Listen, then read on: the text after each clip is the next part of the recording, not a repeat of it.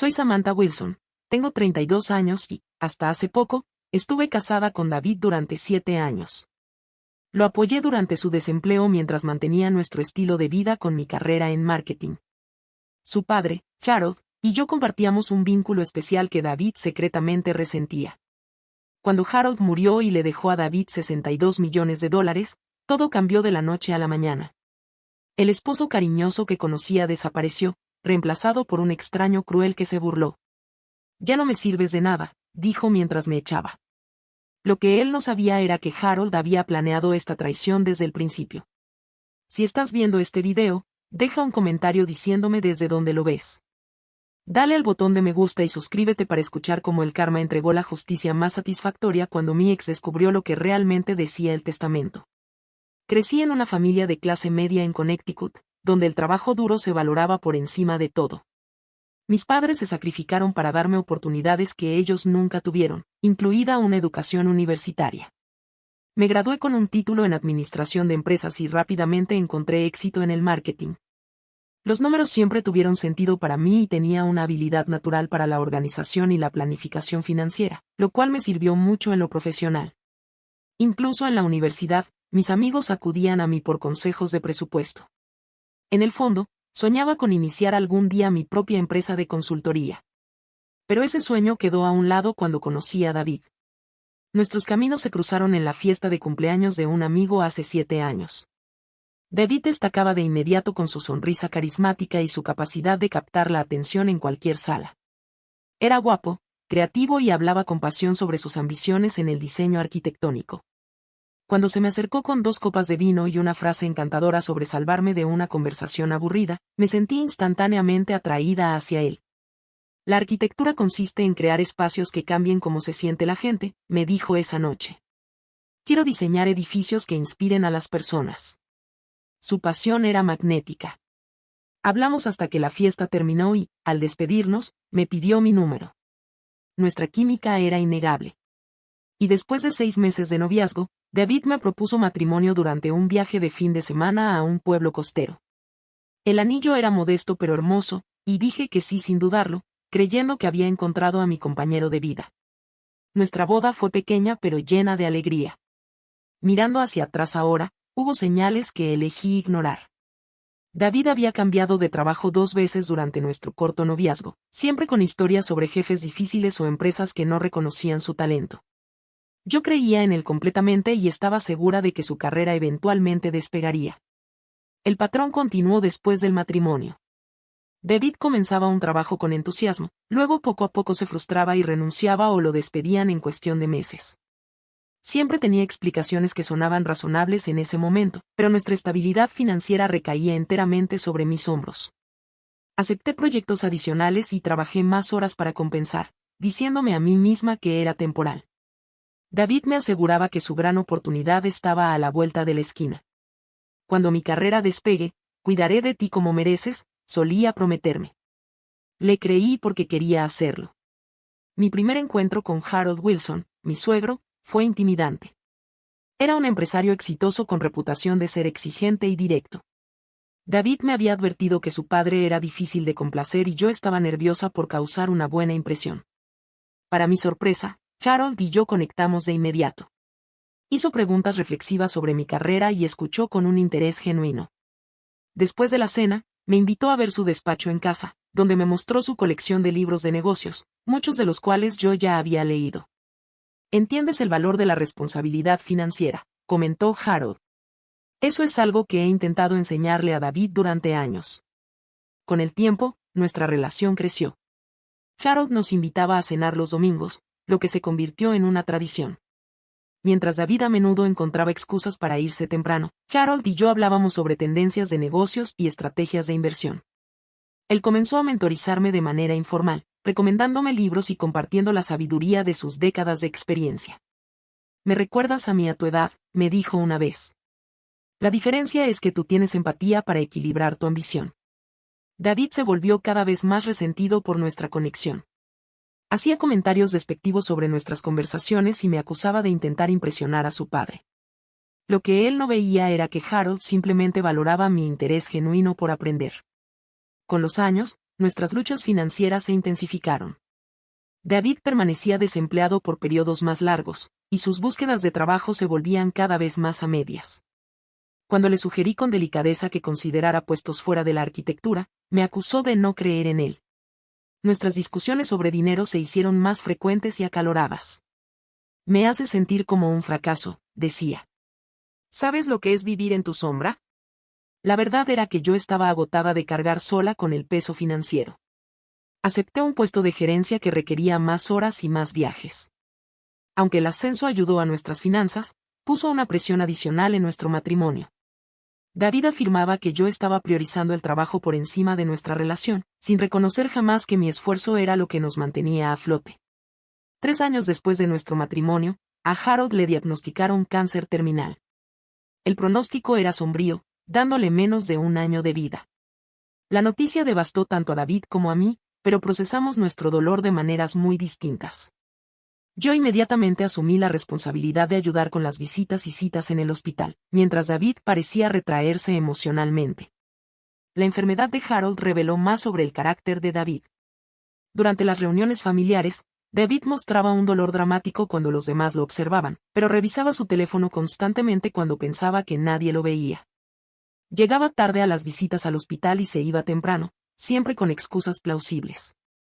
Mientras tanto, Harold y yo nos acercamos más. En sus momentos lúcidos entre tratamientos, compartía historias sobre su vida y su filosofía empresarial. Me confesaba sus preocupaciones sobre la forma en que David manejaba el dinero y la responsabilidad. Amo a mi hijo, me dijo Harold en una conversación privada. Pero me preocupa su juicio, especialmente cuando se trata de las finanzas. En sus últimas semanas, Harold pidió hablar conmigo a solas. Su cuerpo, antes fuerte, estaba ahora frágil, pero su mente seguía siendo aguda. Me agradeció por traer estabilidad a la vida de David y por ser la hija que nunca tuvo. Algo en su expresión sugería que quería decir más, pero simplemente apretó mi mano y dijo: confía en que lo veo todo con claridad. Cuando Harold falleció, yo estaba a su lado. David llegó 20 minutos después de que su padre ya se había ido, habiéndose demorado en una cafetería porque los hospitales lo incomodaban. Sostuve la mano de Harold hasta el final, prometiéndole que cuidaría de David y honraría su memoria. En ese momento no tenía idea de cuán profética se volvería esa promesa. El funeral se llevó a cabo en la iglesia favorita de Harold, llena de socios de negocios, amigos y familiares. Pasé días ayudando a organizar el servicio, seleccionando la música que Harold habría apreciado y asegurándome de que cada detalle honrara su memoria. David contribuyó poco a la planificación, alegando que el dolor le dificultaba concentrarse en asuntos prácticos.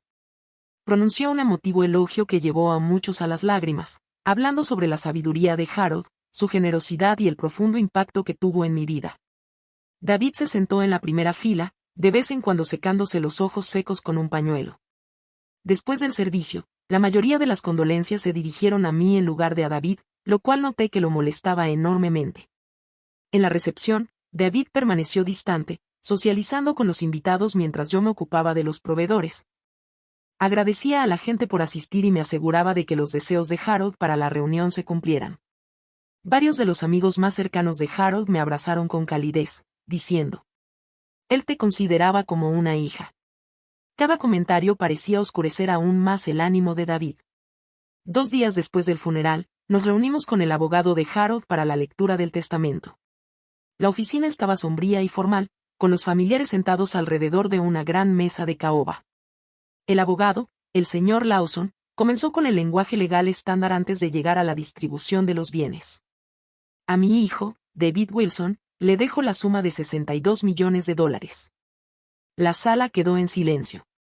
La expresión de David se transformó al instante, pasando de un duelo fingido a una euforia atónita. Me apretó la mano con tanta fuerza que me dolió, pero yo estaba demasiado sorprendida para reaccionar. Sabíamos que Harold había tenido éxito, pero ninguno imaginaba que valiera tanto. El señor Lawson continuó leyendo, detallando legados menores a organizaciones benéficas y empleados de muchos años. Noté su cuidadosa redacción sobre la herencia de David, mencionando disposiciones y condiciones dentro de los documentos adjuntos. Pero en ese momento, el significado se me escapó. David, desde luego, no estaba escuchando esos detalles. Su mente ya corría con posibilidades. Tenemos que celebrar, anunció David en cuanto salimos de la oficina del abogado. Sin consultarme, hizo reservaciones en el restaurante más caro de la ciudad, pidió champaña y llamó a amigos para que se unieran. Su dolor había desaparecido, completamente reemplazado por planes eufóricos de cómo gastar su nueva fortuna. A la mañana siguiente, me desperté y encontré a David al teléfono con una concesionaria de autos de lujo. Por la tarde, había comprado un coche deportivo de $200,000 sin discutirlo conmigo. Cuando expresé mi sorpresa por la compra impulsiva, desestimó mis preocupaciones. Es mi herencia, dijo con un tono que nunca antes había escuchado en él. No necesito permiso para gastarla. En cuestión de días, los cambios financieros se hicieron evidentes. David movió grandes sumas de dinero a nuevas cuentas solo a su nombre. Cuando ingresé a nuestra aplicación bancaria conjunta, descubrí que las contraseñas habían sido cambiadas. Él desestimó mis preguntas, diciendo que estaba organizando las cosas y que me lo explicaría después. De repente, aparecieron nuevas personas en nuestras vidas. David volvió a conectarse con viejos amigos que nunca antes había mencionado. Surgieron supuestos socios de negocios con oportunidades de inversión que requerían atención inmediata. Nuestro hogar, antes pacífico, se llenó constantemente de estos extraños discutiendo acuerdos y oportunidades. Los gastos de David aumentaron dramáticamente. Toda su vestimenta fue reemplazada por ropa de diseñador.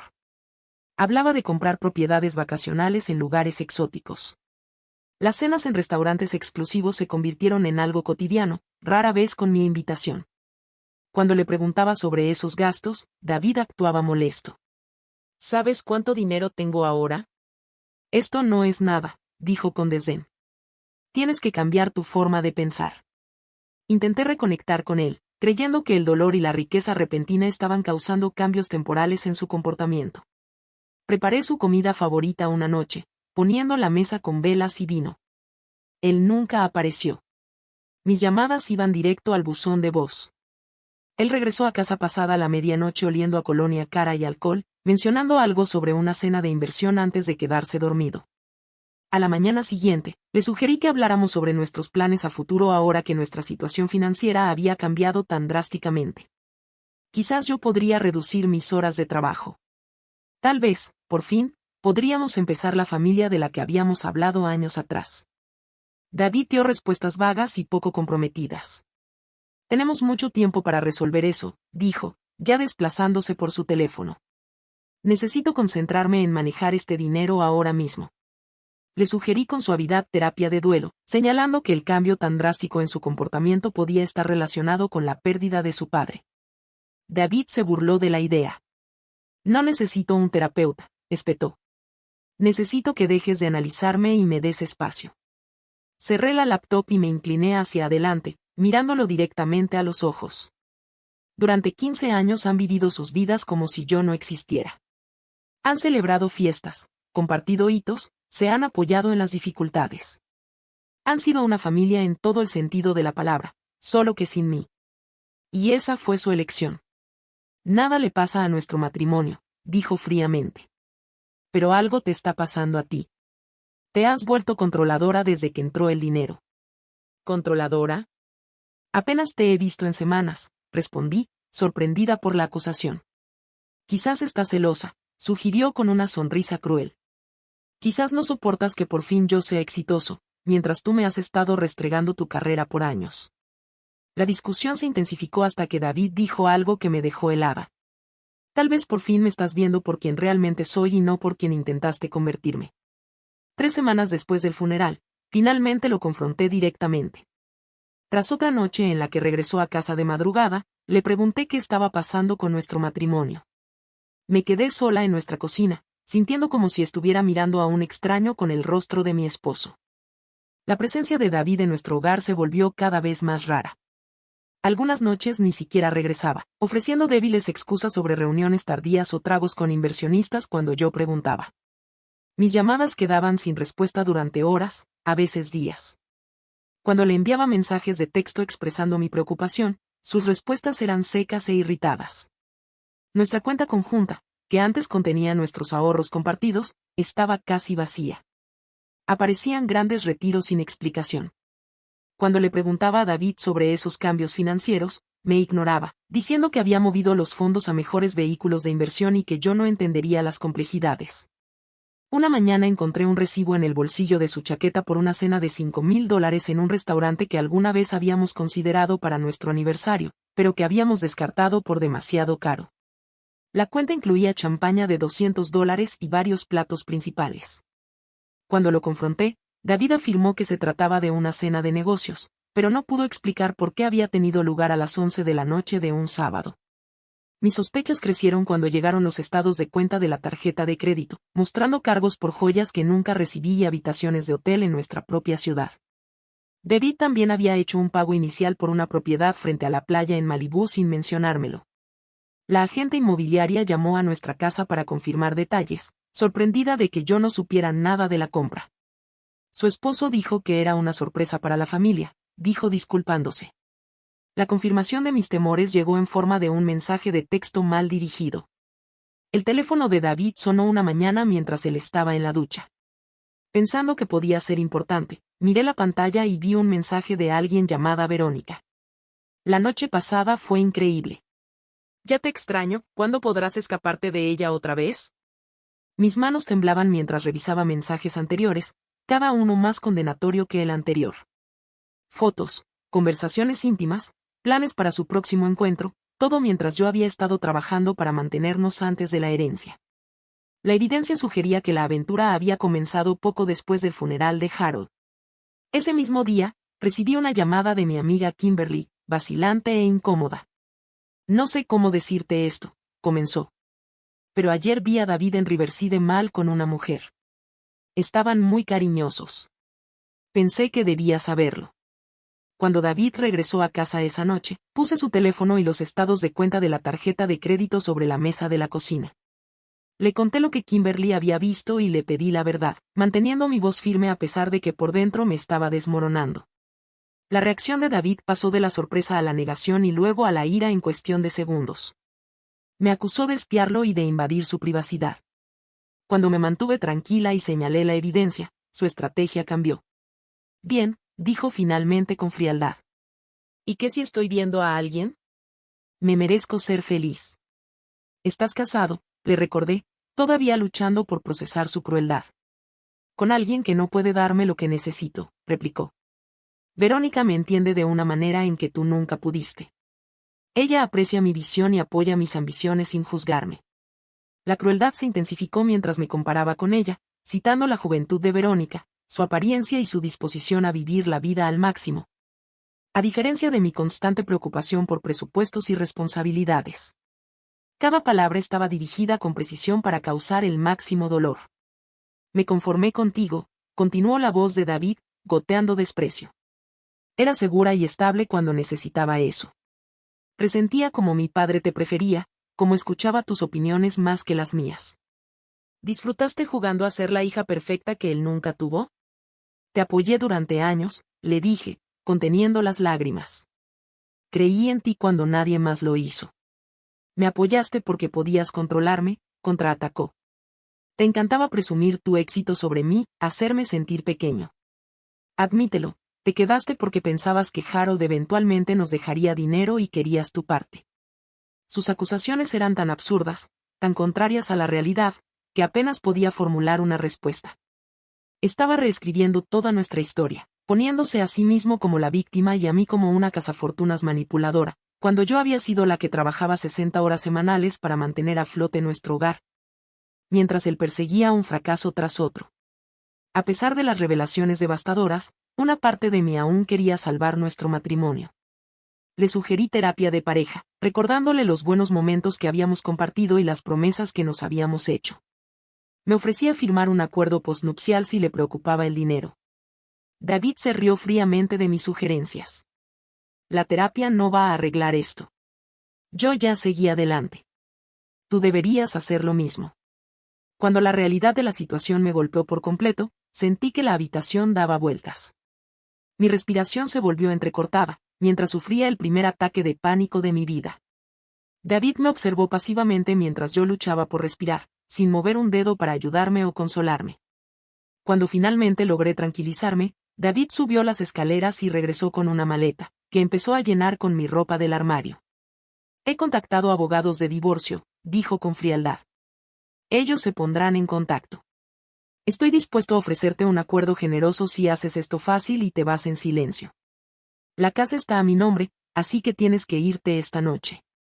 Mientras empujaba la maleta apresuradamente empacada hacia mí, pronunció las palabras que me atormentarían durante meses.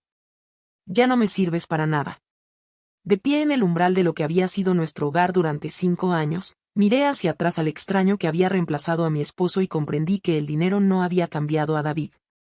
Simplemente había revelado quién era realmente todo ese tiempo. La primera noche después de ser echada de mi casa, me senté en mi coche durante horas, incapaz de procesar lo ocurrido. Finalmente, llamé a mi amiga Jessica, quien inmediatamente me ofreció su habitación de huéspedes. Cuando llegué a su apartamento con la maleta en mano, ella me miró el rostro y me envolvió en un abrazo sin hacer preguntas. A la mañana siguiente, mi cuerpo reaccionó al trauma con síntomas físicos.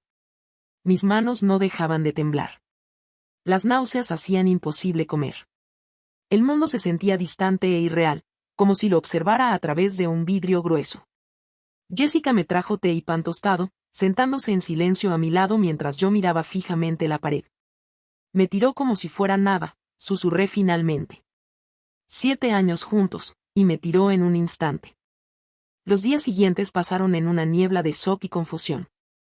Llamé al trabajo diciendo que estaba enferma, incapaz de imaginarme sentada en reuniones y tomando decisiones cuando apenas podía decidir levantarme de la cama cada mañana. Mi apariencia, que alguna vez había sido una prioridad, se volvió irrelevante. Usé los mismos pantalones de chándal durante días, sin preocuparme por peinarme o maquillarme.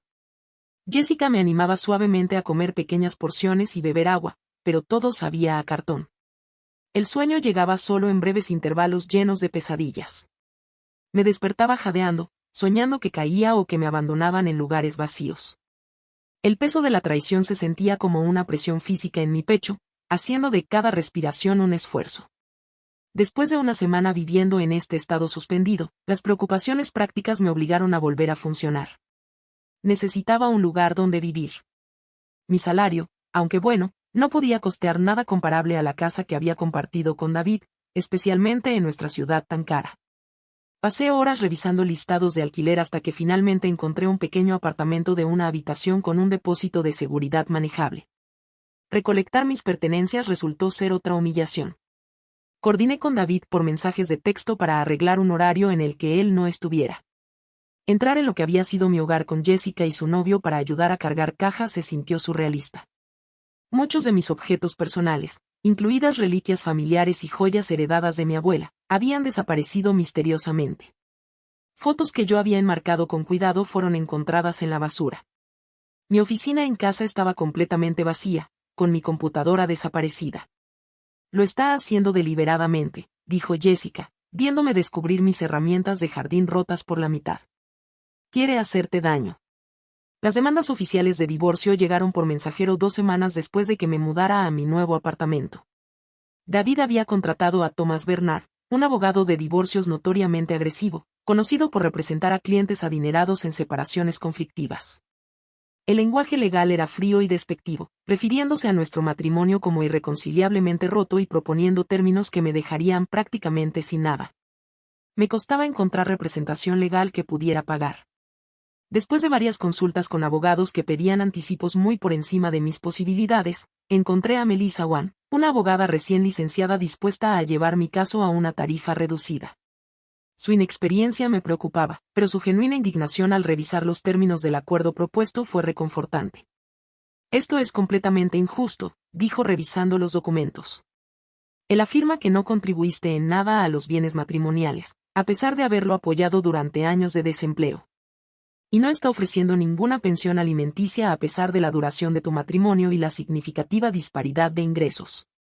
El acuerdo propuesto me ofrecía un pago único de 20,000 pesos a cambio de renunciar a todo reclamo sobre los bienes matrimoniales y firmar un acuerdo de confidencialidad. La cantidad apenas cubriría unos pocos meses de gastos en nuestra ciudad. Mi abogada estaba horrorizada por los términos. Él espera que reinicies tu vida prácticamente con nada después de 7 años de matrimonio. Esto es insultante, dijo Melissa. Y él no es claramente para evitar que hables de su comportamiento en público. Mi realidad financiera se volvió cada vez más precaria. Nuestras cuentas conjuntas habían sido vaciadas. Mis tarjetas de crédito fueron canceladas de repente y sin aviso. Calculé cuánto durarían mis ahorros personales mientras cubría alquiler, servicios y honorarios legales. La respuesta fue alarmante. Menos de 6 meses. Buscar trabajo, estando emocionalmente devastada, resultó un desafío.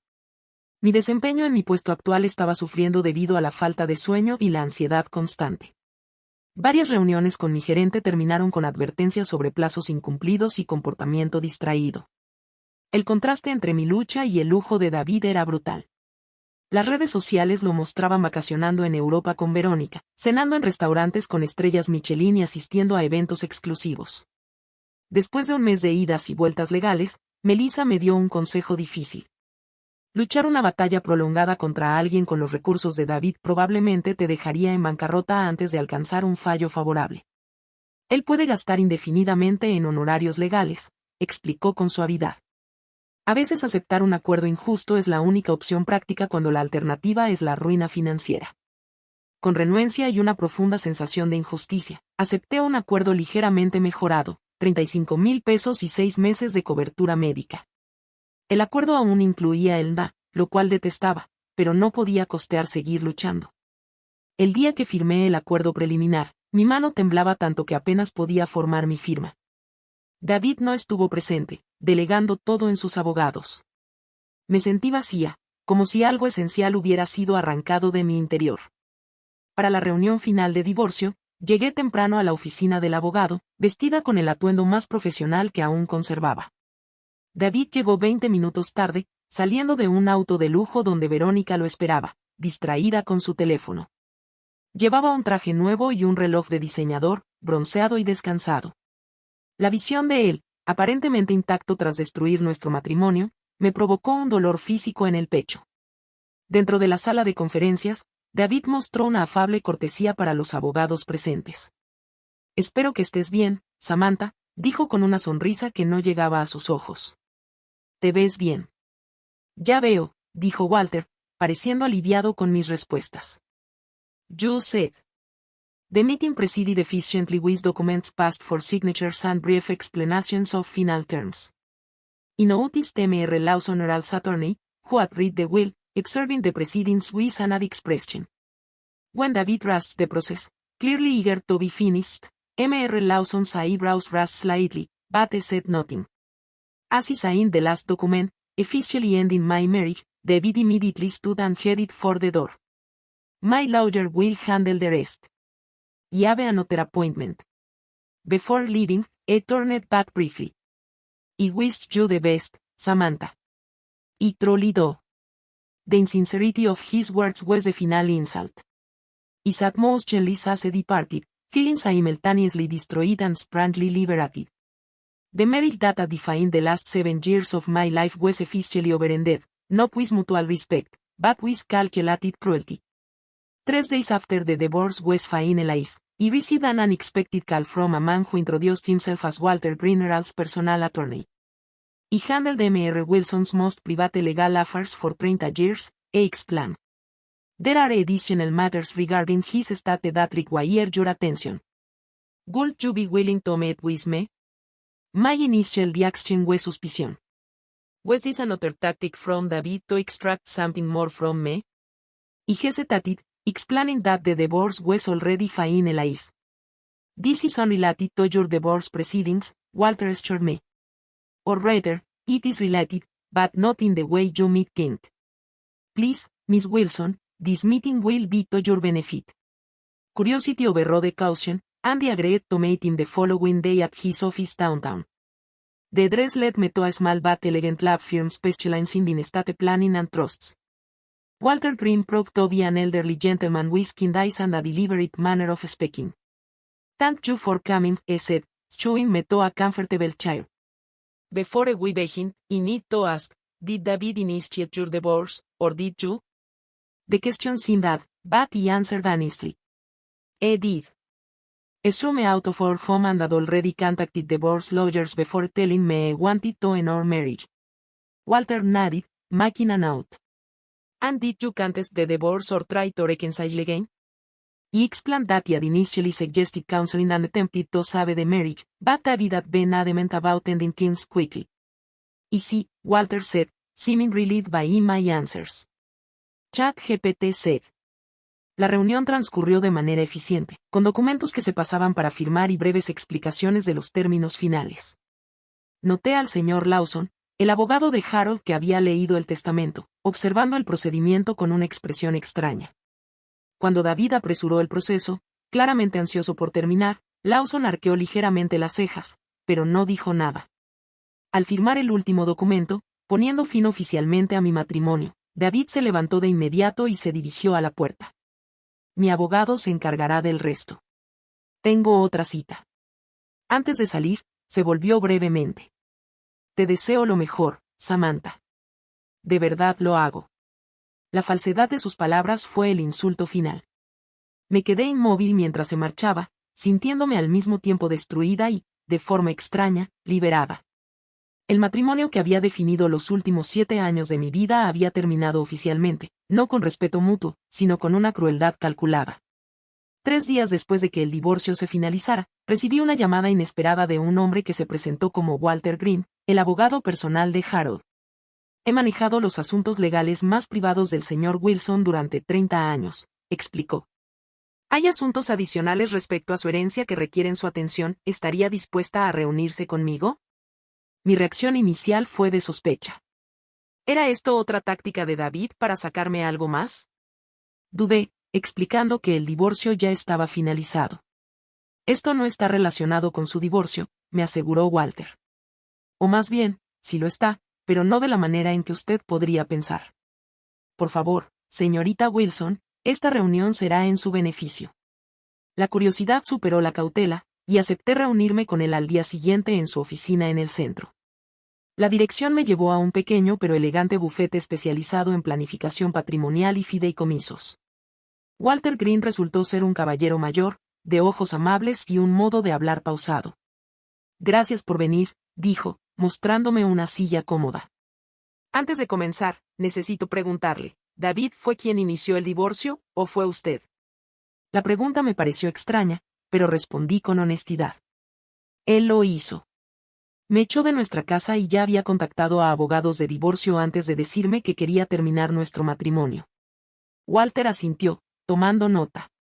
¿Y usted impugnó el divorcio o trató de reconciliarse nuevamente? Expliqué que inicialmente había sugerido consejería e intentado salvar el matrimonio, pero David había insistido en terminar todo rápidamente. Ya veo, dijo Walter, pareciendo aliviado con mis respuestas.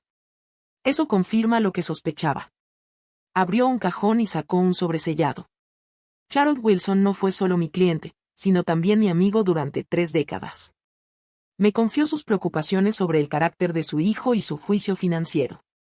Harold creó un documento de testamento secundario con instrucciones específicas de que solo se revelara bajo ciertas condiciones. Mi confusión debía de ser evidente, porque Walter continuó con una sonrisa suave.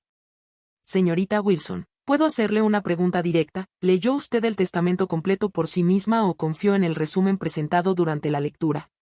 Me dieron una copia, pero con todo ocurriendo tan rápido, mi voz se apagó al darme cuenta de que nunca había leído el documento en su totalidad.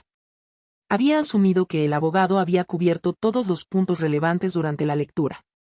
Walter soltó una risa sorprendida. ¿Ni siquiera leyó el testamento?, preguntó incrédulo. Abrió el sobre y colocó un documento frente a mí. La herencia de $62 millones para David efectivamente estaba especificada, pero con condiciones que deliberadamente no se enfatizaron durante la lectura pública, por instrucción de Harold. Mis manos temblaban mientras leía la sección resaltada. La suma mencionada de $62 millones se lega a mi hijo David Wilson con la condición de que permanezca casado con Samantha Wilson por un periodo mínimo de 5 años después de mi muerte. Durante este periodo, el capital será mantenido en fideicomiso, distribuyéndose únicamente los ingresos. En caso de que David inicie procedimientos de divorcio o separación de Samantha dentro de este periodo de 5 años, el 80% del capital restante y de los intereses acumulados revertirá inmediatamente a Samantha Wilson, para ser colocado en un fideicomiso bajo su control exclusivo. Debajo de este lenguaje formal había una carta personal de Harold, escrita a mano y dirigida a mí. Samantha, si estás leyendo esto, entonces mi hijo ha tomado la decisión que temía que tomaría. He visto cómo apoyaste a David emocional y financieramente durante años, mostrando la responsabilidad y el carácter que él no tiene. He observado su resentimiento hacia tu relación conmigo y su sentimiento de derecho respecto a un dinero que no ha ganado. Esta disposición no pretende atrapar a ninguno de ustedes en un matrimonio infeliz, sino protegerte en caso de que David revele su verdadera naturaleza una vez que la riqueza entre en la ecuación. Ha sido más hija para mí que David en muchos sentidos, demostrando los valores que intenté inculcarle. Este dinero no puede comprar la felicidad, pero en tus manos confío en que será usado sabiamente. Perdona la manipulación de un viejo, pero tenía que asegurarme de que prevaleciera la justicia. Las lágrimas nublaron mi visión al terminar de leer las palabras de Harold. La habitación pareció inclinarse a mi alrededor cuando comprendí las implicaciones. ¿Esto es ejecutable?, pregunté, con la voz apenas por encima de un susurro. Completamente, confirmó Walter. Harold creó un fideicomiso blindado con estas condiciones específicas. El abogado de David en la lectura del testamento tenía la obligación legal de revelarle estos términos. Pero nunca me mencionó ninguna condición, dije yo, mientras las piezas empezaban a encajar de golpe. Él apresuró el divorcio lo más rápido posible. La expresión de Walter se ensombreció. Eso sugiere que David pudo haber pagado para que se ocultara la información, o bien descubrió los términos después e intentó finalizar el divorcio antes de que usted se enterara. Cualquiera de los dos escenarios constituye un posible fraude. Se inclinó hacia adelante, colocando una tarjeta de presentación frente a mí. Estaría dispuesto a representarla en este asunto a un costo mínimo. Harold habría querido que me asegurara de que se cumplieran sus deseos. Antes de que pudiera responder, mi teléfono comenzó a vibrar sin parar. Mensajes de texto y llamadas perdidas de David inundaban la pantalla, cada uno más desesperado que el anterior. Necesitamos hablar de inmediato. Ha habido un terrible malentendido. Por favor, llámame. Es urgente. Walter observó las notificaciones con las cejas levantadas. Parece que David acaba de descubrir su reunión conmigo. Esa noche, mientras procesaba la revelación en el apartamento de Jessica, el timbre sonó una y otra vez.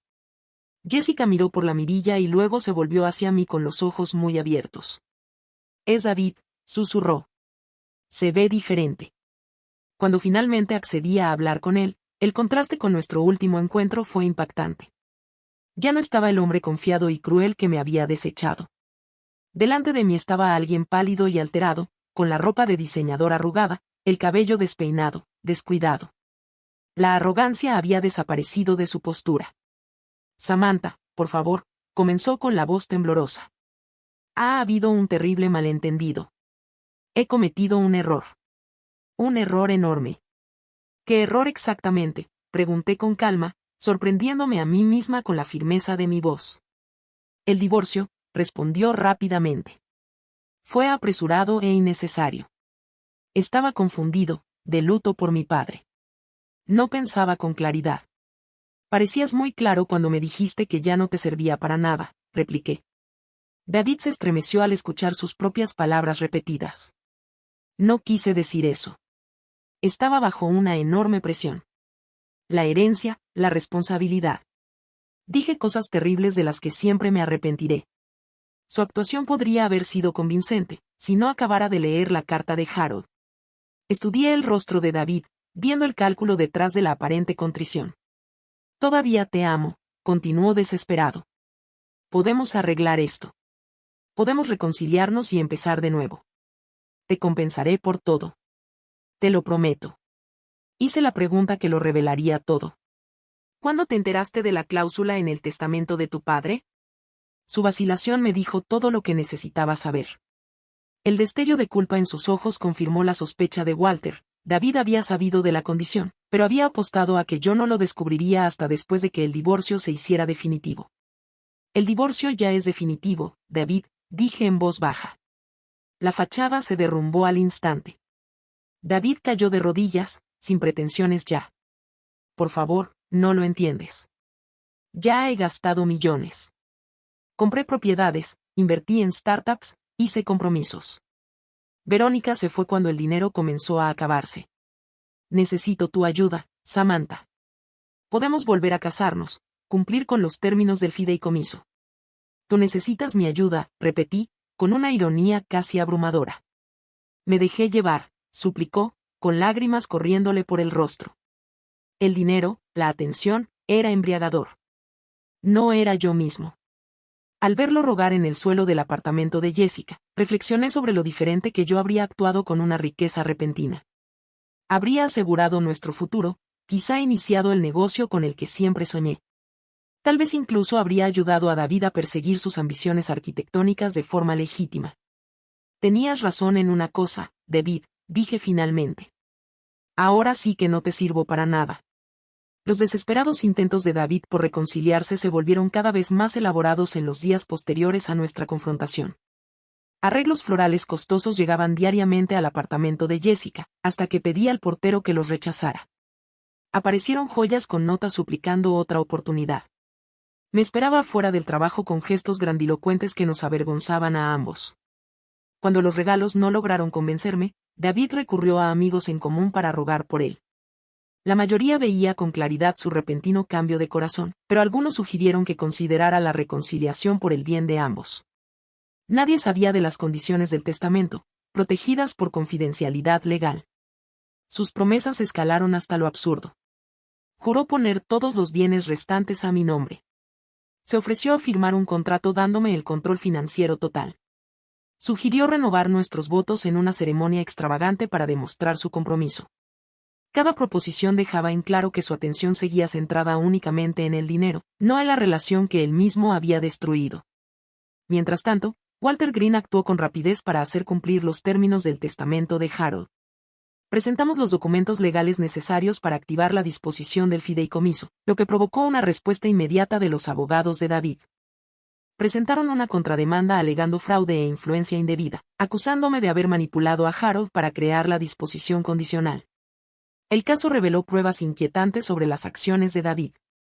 Registros de correo electrónico demostraron que efectivamente había pagado a Thomas Bernard un generoso bono para ocultar la información sobre las condiciones del testamento. Transferencias bancarias documentaban millones ya gastados en compras de lujo e inversiones arriesgadas. Lo más condenatorio fue un intercambio de mensajes con Verónica, discutiendo cómo finalizar el divorcio antes de que yo descubriera las condiciones de la herencia. La jueza asignada a nuestro caso, una mujer severa con 30 años de experiencia en el Tribunal de Familia, dejó clara su desaprobación hacia la conducta de David durante las audiencias. Cuando salió a la luz la evidencia de las violaciones éticas del abogado, remitió el asunto a la Asociación Estatal de Abogados para su investigación. Después de 3 meses de procedimientos legales, el tribunal falló completamente a mi favor. La disposición del fideicomiso fue considerada válida y ejecutable, y los intentos de David por eludirla mediante el engaño constituyeron una clara violación de los deseos legalmente expresados de su padre. Con el fallo finalizado, de repente me encontré responsable de administrar casi $50 millones. La magnitud de este cambio me abrumó al principio. Siempre había sido financieramente responsable, pero este nivel de riqueza requería un conocimiento que no poseía. En lugar de tomar decisiones inmediatas, reuní un equipo de asesores financieros legítimos, que incluía a un planificador financiero certificado, un abogado fiscal y un especialista en inversiones con responsabilidad fiduciaria. Desarrollamos una estrategia conservadora enfocada en preservar el capital mientras generábamos ingresos sostenibles. A diferencia del gasto impulsivo de David, yo abordé la herencia de manera metódica, asignando fondos a varias categorías: inversiones seguras, planificación de retiro, donaciones caritativas y una modesta porción para uso personal. Me quedé en mi apartamento asequible, reacia a hacer grandes cambios en mi estilo de vida hasta haber procesado completamente todo lo sucedido. Los padres de David, quienes se habían mantenido distantes durante nuestro matrimonio, de repente se mostraron intensamente interesados en una reconciliación. Su madre llamó repetidamente, primero intentando razonar conmigo sobre la lealtad familiar, luego insinuando que yo estaba siendo vengativa. Cuando me mantuve firme, pasaron a amenazas implícitas sobre impugnar el testamento, seguidas de ofertas de un arreglo privado si compartía la herencia con su hijo. David cometió errores, pero es familia, insistió su madre durante una llamada. Harold habría querido que lo perdonaras. Harold dejó muy claras sus intenciones, respondí con calma. Él quería que yo estuviera protegida de exactamente esta situación. Su último intento fue un encuentro cuidadosamente planeado en un restaurante, donde llevaron a un aparentemente arrepentido David para que me pidiera perdón una vez más. Me excusé de inmediato y luego envié un mensaje claro a través de Walter. Toda comunicación debía manejarse mediante nuestros respectivos abogados. Durante este periodo, fui reconstruyendo poco a poco los lazos con mi propia familia, que se habían debilitado durante mi matrimonio debido a las sutiles tácticas de aislamiento de David. Mis padres quedaron conmocionados al conocer toda la historia, ya que solo habían visto la versión cuidadosamente seleccionada de nuestra relación que yo había presentado durante los años. Siempre sentimos que algo no estaba bien, admitió mi madre. Pero parecías decidida a hacerlo funcionar, así que no interferimos. Amigos que había descuidado mientras trabajaba horas extras para mantener a David me recibieron de nuevo con los brazos abiertos. Jessica siguió siendo mi mayor apoyo, ofreciendo perspectiva cuando yo dudaba de mí misma y celebrando pequeñas victorias en mi recuperación. La terapia se convirtió en una parte esencial de mi proceso de sanación. El Dr. Larson me ayudó a reconocer patrones de manipulación emocional que había aceptado como normales y la erosión gradual de mis límites durante el matrimonio. Trabajamos en superar el trauma de la traición y el abandono, construyendo expectativas más saludables para futuras relaciones. Lo notable, señaló el Dr. Larson después de varios meses, no es solo que sobreviviste a esta traición, sino que has mantenido tu compasión mientras estableces los límites necesarios. A medida que se asentaba el polvo legal, el comportamiento de David se volvió cada vez más errático. El encanto dio paso al acoso cuando sus intentos de reconciliación fallaron. Difundió rumores entre conocidos diciendo que yo le había robado su herencia. Llegaban llamadas nocturnas desde números desconocidos que revelaban su estado de embriaguez, alternando entre súplicas y acusaciones. Después de que apareció accidentalmente en 3 lugares distintos donde yo me reunía con amigos, me vi obligada a solicitar una orden de restricción. El tribunal la concedió de inmediato, basándose en la evidencia de contacto persistente no deseado y comportamiento creciente. Durante este difícil periodo, me encontré volviendo al plan de negocios que había dejado de lado años atrás. Con la libertad financiera para perseguirlo adecuadamente, consulté con expertos de la industria, perfeccioné mi concepto e hice una exhaustiva investigación de mercado. La firma de consultoría boutique que una vez soñé ahora no solo parecía posible, sino perfectamente alineada con mis fortalezas. Encontré una ubicación ideal para una pequeña oficina. Diseñé el espacio para reflejar calidez profesional y desarrollé paquetes de servicios dirigidos a pequeñas empresas que necesitaban orientación financiera. En lugar de aprovechar mi repentina riqueza, construí el negocio sobre mi genuina experiencia y ética de trabajo. 6 meses después de lanzarlo, aseguré mis primeros clientes importantes, empresas que confiaron en una firma nueva gracias a recomendaciones personales y a mi clara pasión por ayudar a otros a tener éxito financiero. Los comentarios positivos y las referencias que siguieron validaron que mi éxito provenía de la habilidad, no de la herencia. Cuando una revista local de negocios incluyó a mi firma en un reportaje de Startups a Observar, la satisfacción que sentí superó con creces cualquier emoción relacionada con la herencia. Esto era algo que yo misma había construido, basado en conocimientos que había adquirido con años de arduo trabajo. El contraste entre el enfoque de David hacia la riqueza repentina y el mío no podía ser más marcado. Mientras él buscaba gratificación inmediata y estatus, yo me concentré en crear algo sostenible que beneficiara a otros. El dinero en sí nunca fue el objetivo. Era simplemente una herramienta que me permitió construir algo significativo. Un año después de que se finalizara el divorcio, apenas me reconocía como la mujer destrozada que había firmado esos papeles. La transformación física reflejaba la sanación interior.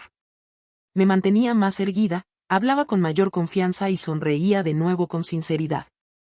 Mi nuevo apartamento, aunque modesto comparado con lo que podía permitirme, estaba decorado enteramente a mi gusto, sin compromisos a las preferencias de nadie más. Mi empresa de consultoría se había expandido a una oficina más grande en el centro, con 3 empleados. Cada día traía nuevos desafíos que mantenían mi mente y talentos plenamente comprometidos. La confianza en mi caminar y en mi voz no provenía de la riqueza, sino de haber superado la adversidad. La terapia regular me había ayudado a procesar la traición sin permitir que me definiera. Desarrollé prácticas diarias que apoyaban mi sanación continua, escribir en un diario para registrar mi progreso emocional. Meditar para mantenerme firme en medio de grandes cambios de vida y construir una red de amistades auténticas basadas en el respeto mutuo. Volver a salir con alguien fue un proceso lento y cauteloso. Mis primeros intentos fueron encuentros para tomar café que nunca progresaron, pues aún estaba aprendiendo a confiar en mi juicio sobre el carácter de las personas. Con el tiempo, disfruté de algunas agradables cenas con hombres que parecían genuinamente amables, aunque fui transparente al decir que no estaba lista para una relación seria. Lo mejor de salir ahora, le dije a Jessica, es que sé exactamente cuáles son mis límites y no siento culpa por mantenerlos. A medida que mi negocio prosperaba, amplié los servicios más allá de mis proyecciones iniciales. El personal que contraté aportó habilidades complementarias, creando un entorno colaborativo donde todos contribuían a nuestro éxito. El reconocimiento de la industria llegó en forma de premios empresariales e invitaciones a conferencias, validando que mi visión tenía un valor real. 6 meses después de lanzar el negocio, establecí la Fundación Harold Wilson con una parte significativa de la herencia. La fundación se centró en la educación financiera para mujeres, especialmente aquellas que se recuperaban de abusos financieros o cambios económicos repentinos. Ofrecimos becas para estudiantes desfavorecidos que buscaban títulos en negocios y programas de mentoría para jóvenes emprendedores. La independencia financiera es más que dinero, expliqué en el evento de lanzamiento de la fundación. Se trata de tener el conocimiento y la confianza para tomar decisiones informadas sobre tu futuro. La fundación se convirtió en el uso más significativo del regalo de Harold, transformando la riqueza en oportunidad para otros. Cada becario o emprendedor exitoso reforzaba la idea de que el verdadero valor proviene de crear un cambio positivo, no de acumular posesiones. Casi 14 meses después de nuestro divorcio, me encontré con David inesperadamente en un restaurante del centro. Acababa de terminar un almuerzo de negocios cuando lo noté sentado solo en la barra, mirando un vaso medio vacío. Su aspecto me sorprendió, la ropa de diseñador había sido reemplazada por pantalones arrugados y una camisa por fuera. Su cabello, antes cuidadosamente arreglado, ahora ralo y descuidado. Me vio antes de que pudiera decidir si debía reconocerlo. Tras un momento de duda, se acercó a mi mesa, una sombra de su antigua confianza evidente en su postura encorvada. Samantha, dijo en voz baja, te ves bien. De cerca, los cambios eran aún más notorios. Arrugas finas habían aparecido alrededor de sus ojos y había ganado peso de una manera que sugería estrés más que bienestar. ¿Puedo sentarme un momento?, preguntó, señalando la silla vacía frente a mí. Contra mi mejor juicio, asentí. La ira que alguna vez ardió con tanta intensidad se había desvanecido hasta convertirse en algo parecido a la indiferencia. Me declaré en bancarrota el mes pasado, dijo sin rodeos. Las inversiones fracasaron. La propiedad de Malibú fue embargada. Verónica me dejó hace 6 meses por alguien con mejores perspectivas. Permanecí en silencio, sin animarlo ni desanimarlo a seguir hablando. Ahora me doy cuenta de lo que tiré por la borda, continuó, con los ojos fijos en la mesa en lugar de mirarme. No solo el dinero, sino todo lo demás, tu apoyo, tu fe en mí, la vida que podríamos haber construido juntos. Por primera vez desde que lo conocía, las palabras de David parecían genuinamente reflexivas en lugar de calculadas para causar efecto. Te debo una disculpa, dijo finalmente. Una de verdad, no como antes cuando solo intentaba recuperar el dinero. Fui cruel contigo. Te traicioné después de años de tu apoyo. No hay excusa para cómo te traté. Consideré sus palabras con cuidado antes de responder. Gracias por decir eso, David. Mi padre tenía razón sobre ti, admitió, y sobre mí. Él vio quiénes éramos realmente los dos. La conversación cayó en silencio, ni incómodo ni cómodo, simplemente existiendo en el espacio entre dos personas que alguna vez lo compartieron todo y que ahora no compartían nada salvo una historia complicada. ¿Sería posible?, preguntó David con vacilación, que nos mantuviéramos en contacto. No para reconciliarnos, añadió rápidamente al ver mi expresión. Solo para hablar de vez en cuando, como amigos, tal vez algún día. Me tomé un momento para revisar mi respuesta interna a su petición. El límite se sentía claro y natural. No creo que eso sea saludable para ninguno de los dos, David, dije suavemente. Te deseo lo mejor, de verdad. Espero que encuentres tu camino, pero nuestros caminos deben seguir separados. Él asintió, aceptando mi decisión sin discutir. Al levantarse para irse, noté la cuenta de su bebida en la barra. Tomando una decisión en un instante, hice una seña al camarero y la pagué en silencio antes de que David pudiera notarlo. No por obligación ni por lástima, sino como un gesto final de cierre. Al volver a casa después, reflexioné sobre lo mucho que había cambiado mi comprensión del valor. Durante años, había atado mi valía a lo que podía dar a otros, el apoyo que podía ofrecer, la estabilidad que podía crear. David había definido el valor a través de la validación externa, las posesiones y el estatus. Harold había visto a través de ambos, reconociendo que el verdadero carácter se revela no cuando no tenemos nada, sino cuando de repente lo tenemos todo. El dinero no había corrompido a David. Simplemente aceleró y amplificó lo que él ya era. La herencia que David había visto como un punto final se convirtió en mi comienzo. Me brindó no solo seguridad financiera, sino la oportunidad de crear algo significativo alineado con mis valores. La riqueza en sí no fue el regalo. La libertad de perseguir un propósito fue el verdadero obsequio.